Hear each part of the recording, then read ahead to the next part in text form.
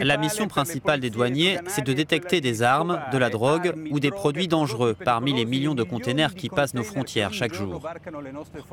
Ici, au port commercial de Gdansk, les chercheurs testent une technologie qui améliore la précision et la rapidité des inspections.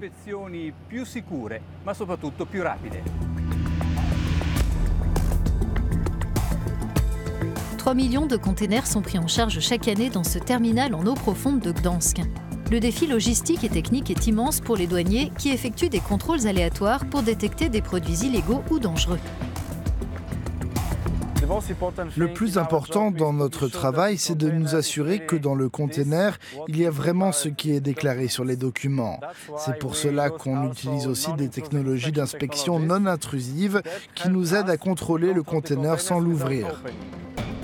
L'une des solutions, c'est cette technologie Seaboard, on teste ici dans le cadre d'un projet européen. Des cigarettes, des drogues et des armes sont cachées dans de faux containers pour les besoins d'une simulation. Ces recherches visent à concevoir des dispositifs innovants qui amélioreront la technique actuelle d'imagerie par rayon X et qui, grâce à de nouveaux instruments, augmentera la précision et la rapidité des inspections. Le douanier, avec ces techniques, il va avoir pas mal d'informations sur ce qui est contenu, sur ce qui est caché dans le conteneur. Et ça va lui permettre d'éviter de vider ce conteneur. Le contrôle démarre avec un renifleur. Une sonde insérée dans la porte du conteneur aspire l'air qui se trouve à l'intérieur, puis l'envoie dans un mini-laboratoire qui l'analyse en temps réel. Ce système est conçu pour extraire les composés volatiles du conteneur qui peuvent être émis du fait de la présence d'explosifs, de drogues, de produits à base de tabac ou quand des personnes sont cachées à l'intérieur. On peut aussi avoir des particules de poussière sur lesquelles des traces d'explosifs ou de produits stupéfiants peuvent se coller. L'étape suivante, c'est ce détecteur passif de rayonnement adaptable selon les situations. Pour contrôler un camion, il suffit de le faire passer entre ces deux portes. Une voiture dans laquelle on a placé le détecteur peut aussi permettre de contrôler un container en passant à côté.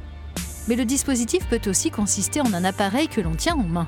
Les armes nucléaires ou les matières de contrebande dégagent un rayonnement et cet instrument est développé pour détecter le rayonnement de manière totalement passive. Donc ces appareils cherchent les rayonnements, mais ils ne font absolument rien pour les déclencher. Le projet Seaboard permet d'aboutir à une meilleure représentation des cargaisons qui sont passées à la loupe. De plus, à l'issue de ce processus d'inspection, les résultats obtenus par les différents appareils sont rassemblés dans une interface commune où ils peuvent être consultés par un agent des douanes. Cette technologie offre une plus grande rapidité d'analyse et une flexibilité plus importante en termes d'utilisation.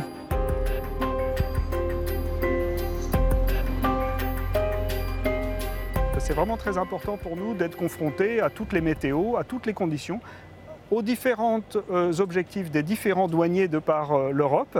Et donc ça, c'est un challenge pour des techniciens que nous sommes, de rendre finalement opérationnels au terrain nos systèmes.